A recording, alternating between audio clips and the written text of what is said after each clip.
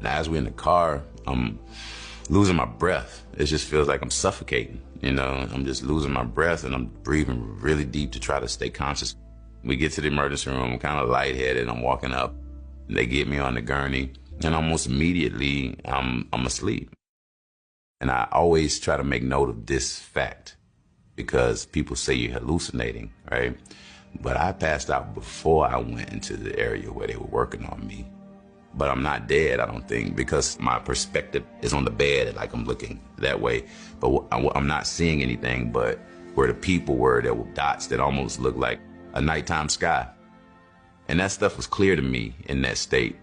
But as far as explaining it to my conscious mind, there's no way I could know why I understood what was happening in that moment.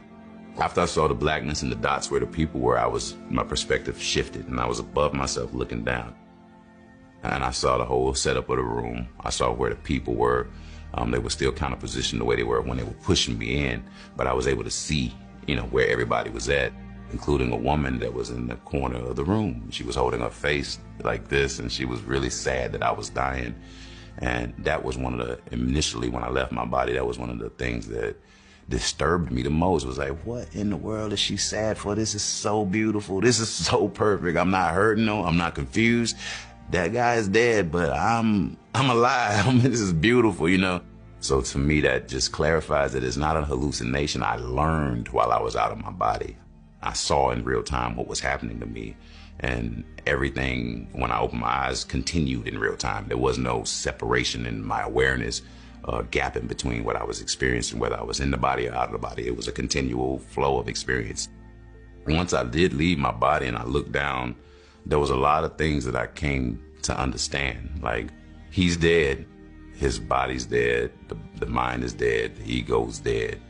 And after that kind of series of kind of realizations, it was like, well, then what's left? Like, what am I? You know, and the words flooded in very clearly. It was audible. These words were light, energy, soul, spirit, awareness. It's just a flood of words. They weren't in a line like a mechanical. It was like a bunch of voices just said these words. But it felt like it was me explaining this to myself. Everything was energy. Everything felt like love. And I felt like a part of that whole thing. I didn't feel separate from it at all.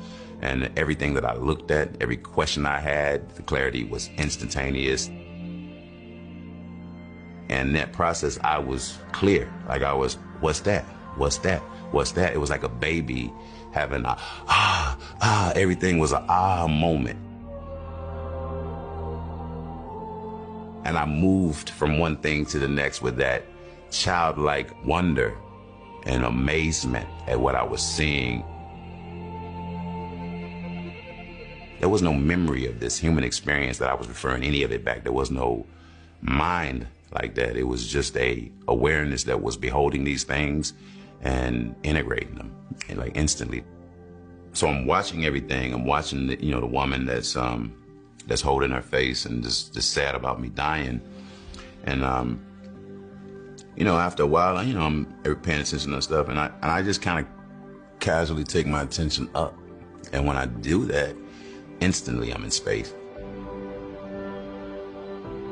There was no tunnel, there was no anything. I quickly became aware of what people call the light. It was up and to the right of me. The emergency room was down and to the left of me. And I was in that angle looking forward out into space. And what was in front of me was the star-forming region. What was beneath me was what people call the void.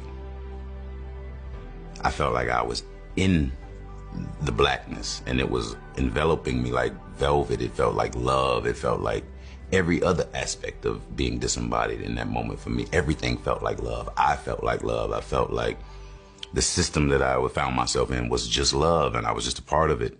But it also felt like it was everything. It felt like everything, every possibility, every past experience, everything was in the void, was in that black space.